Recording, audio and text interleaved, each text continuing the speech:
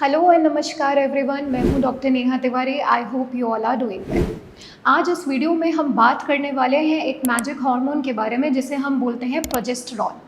तो आपने देखा होगा, अगर कभी भी फीमेल्स जाती हैं गायनेकोलॉजिस्ट के पास और बात करती हैं कि कंसीव करना है या प्लान करने के लिए एक सजेशन लेने जाती हैं, तो डॉक्टर सबसे पहले जो हार्मोनल प्रोफाइल के टेस्ट कराता है उसमें प्रोजेस्टेरॉन एंड ईस्ट्रोजन दो नाम के सेक्स हार्मोन्स को ज़रूर चेक करता है। उसमें प्रोजेस्टेरॉन क्यों इंपॉर्टेंट है, आज उसके बारे में जानेंगे। सो बेसिकली प्रोजेस्टेरॉन का हम दो तरफ से रोल समझेंगे। एक, पीरियड्स के लिए प्रोजेस्टेरॉन क्यों इंपॉर्टेंट है, दूसरा प्रेगनेंसी के लिए क्यों इंपॉर्टेंट है। तो सबसे पहले ये समझिए कि पीरियड्स का सबसे बेसिक जो होता है वो मैं पहले भी कई वीडियोस में समझा चुकी हूँ, बट मैं आपको एक रीकैप दे देती हूँ यहाँ पे, इसको थोड़ा रिवाइज कर लेते हैं। हर मंथ फीमेल के बॉडी में जो अंडाशय होता है, ओवरी होता है, वो एक मेच्योर एग को प्रोड्यूस करता है ताकि वो एग जाकर फैलोपियन ट्यूब में वेट करे और अगर कोई स्पर्म उससे मिलता है तो फर्टिलाइजेशन हो और प्रेगनेंसी हो जाए। तो ये जो एग है जो रिलीज हो रहा है ओवरी के द्वारा, ये होता ही प्रोजेस्टेरॉन की वजह से है। सबसे पहले तो ओवुलेशन में एक ल्यूटिनाइजिंग हार्मोन होता है, वो इंपॉर्टेंट होता है, और दूसरा प्रोजेस्टेरॉन इंपॉर्टेंट होता है।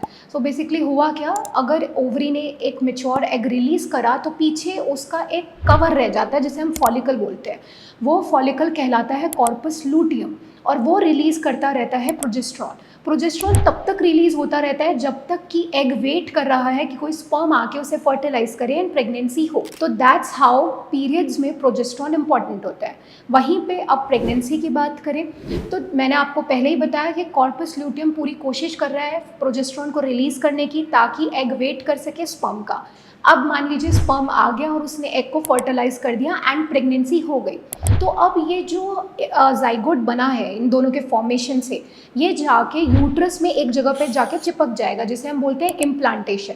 ये पूरे प्रोसेस के दौरान प्रोजेस्टेरॉन का होना बहुत ज़रूरी है क्योंकि यूट्रस के अंदर बच्चे को ठहराने के लिए, प्रेगनेंसी को ठहराने के लिए जो एक आउटर कवरिंग, इनर कवरिंग पूरी बन रही है, ये सब कुछ प्रोजेस्टेरॉन की वजह से हो रहा है। तो यूट्रस की जो इनर लाइनिंग है ये प्रोजेस्टेरॉन की वजह से बन रही है, साथ ही के साथ कॉर्पस ल्यूटियम प्रोजेस्टेरॉन को रिलीज कर रहा है ताकि फर्टिलाइजेशन हो सके एंड देन इम्प्लांटेशन हो सके। दोनों ही प्रोसेस में प्रोजेस्टेरॉन का बहुत इंपॉर्टेंट रोल है। अब मान लीजिए कोई फीमेल है जिनके बॉडी में प्रोजेस्टेरॉन की मात्रा कम है, तो एग रिलीज ज़रूर हो जाएगा बट वो इतनी देर तक वेट नहीं कर पाएगा कि स्पर्म से वो मीट कर सके क्योंकि कॉर्पस ल्यूटियम प्रोजेस्टेरॉन नहीं बना रहा होगा। एक तो यहीं पे साइकिल हैम्पर हो जाएगी। बाय चांस किसी मंथ ऐसा हुआ कि कॉर्पस ल्यूटियम बहुत अच्छे से प्रोजेस्टेरॉन को रिलीज कर रहा है, एग जाके वेट कर रहा है स्पर्म का एंड वो फ्यूज़ हो भी जाए स्पर्म के साथ एंड देन वो इम्प्लांट हो जाए अगर यूट्रस में, तो वो जो लाइनिंग बनी है यूट्रस के अंदर वो इतनी वीक होगी कि वो कभी भी ब्रेक हो सकती है, तो फिर मिसकैरेज हो जाएगा।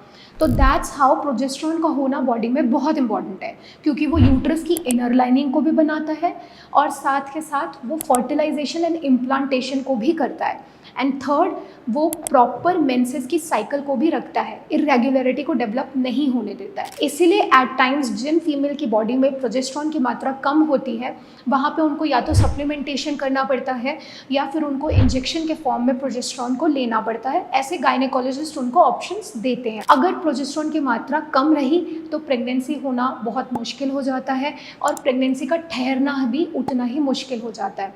इसलिए प्रोजेस्टेरॉन की मात्रा एम्पल अमाउंट में फीमेल की बॉडी में होनी चाहिए। आज हमने इस वीडियो में जाना कि कैसे प्रोजेस्टेरॉन नाम का हार्मोन इंपॉर्टेंट होता है पीरियड्स के लिए भी एंड प्रेगनेंसी के लिए भी।